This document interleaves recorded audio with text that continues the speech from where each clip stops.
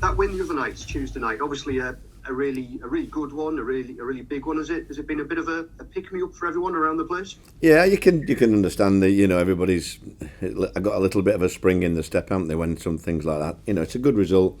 I think we were really pleased the way we played, really, against a good side. So it was a big fillip for everybody. You picked your team for that game at, what was it, 5 a.m. on Sunday morning. What time have you picked your team for tomorrow's game? Is it done yet? No, I mean, those things just happen now and then, that's all, I think, in your career. But no, we're just looking to see, one or two lads with little knocks from the other night, so we'll just have to just wait and see if everybody comes through, really. I'd like it to be the same, but there are one or two knocks, so, we'll just have to play it by ear this morning.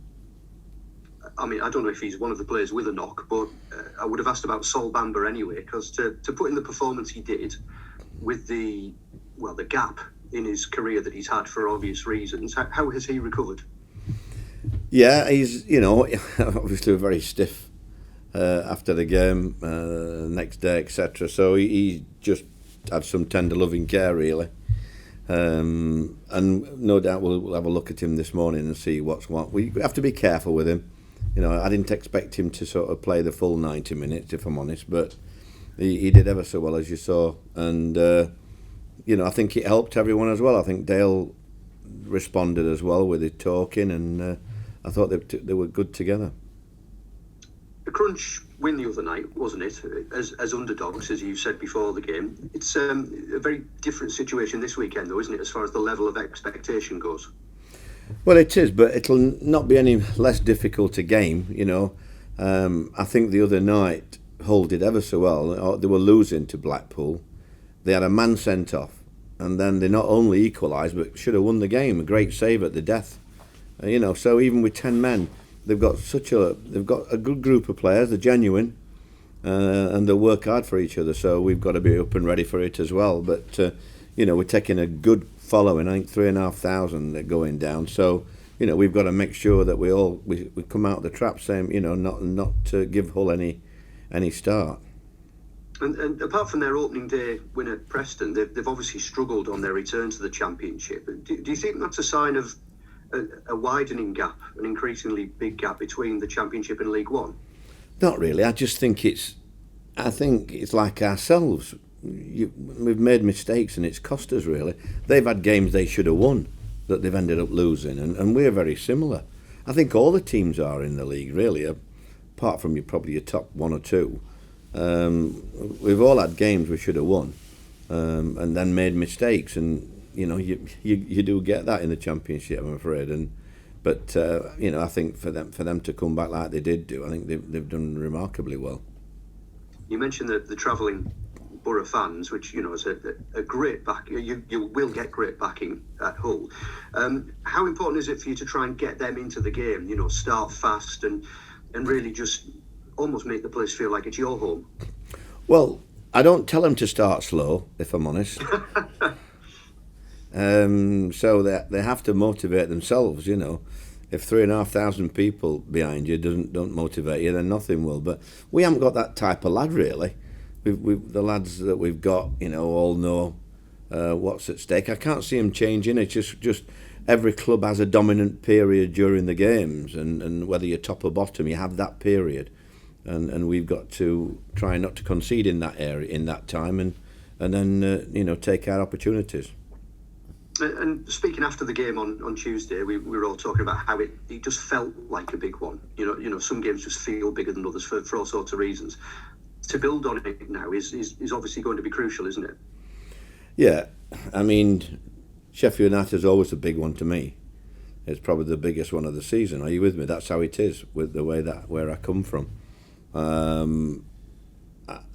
think it's if you look at the teams, Sheffield United and other teams around us, there's quite a lot of teams that sort of are as frustrated as us in the respective results. One or two teams you'd think would be a lot higher, but that's how it is. If you make mistakes, you get punished. We've made that many mistakes, silly mistakes, to cost us points. It's beyond, whatever. But I didn't think. I thought the other night was we knew there were going to be gaps here and there the way they played, but I thought we managed to defend very, very well the other night and nullify a good side really.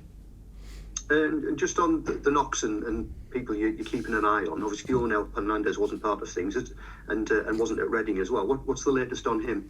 I don't think anybody will be ready from the injured lads until after the international break. We've also got 2 on 4 cards. We've got Peltier and Crooks on 4 cards. So we've got to hope that they can get through the game without picking up a booking. Okay, thanks. Good luck. See you in Hull. Thank you. Dawn, baby, Dawn. Hi, Dawn. Hi, Neil. Can you hear me all right? I've got you, yes, love. So after the other night, I suppose now it's building on that win. And when you look at the teams you're playing for the rest of this month, they're all teams below you in the league. And in theory, if you could start a winning run now, that would, be the most fantastic fillip before we get into the sort of dark days of winter. Yeah, it is. It's simple, isn't it, Dawn, really? Every time. But it is. I wish it was as simple as that. I've been in it too long to know that, sometimes the teams below you are more difficult than the teams higher up. It's in our case, I don't think there's any difference in between top and bottom. I think we can beat anybody anywhere in the league if we're on our own game. It's really looking after ourselves more than the opponents. That's what we've got to worry about. I mean, I know they're professionals, but they are humans at the end of the day. And if sometimes, players can raise their game against teams that they know or suspect to be better than them, and then just drop off the pace a bit against those that they deem to be less able or further down the table. I think it might appear that from the side. I don't think that's the case. I just think that when the other teams give you, you usually got really fighting for their lives at the other end of the table, and there's not as much room on the pitch, and so it's a little bit false in that respect. Sometimes your top teams give you more space than the bottom teams. It's a strange scenario, but all you know is that every game's going to be tough, and if you're not ready for it, they beat us at the end of that season. We played quite well at Hull that day, I thought, and yet we ended up losing 1-0 2 years ago, which was a disappointing result for me, really. One of the most disappointing of my time there, really. So I know what it's like. I know what it's it's going to be difficult, and we just got, like I said, got to worry about ourselves and try and give ourselves an opportunity. So how important would it be to go into this international break on the back of a win? Well, everybody wants to do that. It's when you've got 2 weeks thinking about your last game, I would hate to think I was going into an international break after playing against Reading. A week was bad enough, let alone 2 weeks. So, it's. I think you've just got to try and keep the momentum going when you pick up good results. You've got to try and make it 2 and then 3, and that's how you've got to try and get that. But at the same time, that they're thinking the same. This is an opportunity, a Yorkshire derby, and good crowds. It'll lift their lads as well. So it'll make it even more difficult. How many players are you going to be losing during the international break, and what are you intending to do during that period? Well, we're having a normal week next week. We'll probably get a Friday off to have a long weekend next weekend. But we're working hard every day next week. We've got 1 or 2 things planned what we haven't done for a while. So the lads that's going away are the ones that have been called up. I don't think anybody's staying that's been called up. So it's we're losing 3 of them, I think. Is it really disruptive? Well, everybody, if you win the last game before international break, you tend to think, oh, crikey, we should got another game next week, If you lose it, you might be glad of the 2 weeks rest, building up to the next one. So I think it all differs, the international breaks. I think 3 in consecutive months is quite a lot, if I'm honest. But it is what it is. You just, as a manager, you've just got to get on with it. That's why I said about Paddy. I know he's never going to be injured on an international week because he didn't want to miss any games. The other lads, I'm not so sure. You know, I don't even know where they're playing, if I'm honest, at the moment. But I will find out. And just finally, I mean, obviously everybody's really delighted when a player scores in a game, but there seemed to be, you know, from all the players, real pleasure when Duncan Watmore got that goal. He's a gem of a lad. I think all the lads.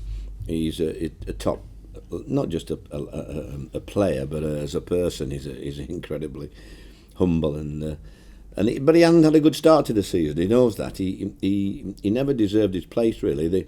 It's only been the last 2 weeks in training that he's really come back to how he was last year. And when he's like that in training, you have to pick him. As simple as that. And he knows he's not been the same.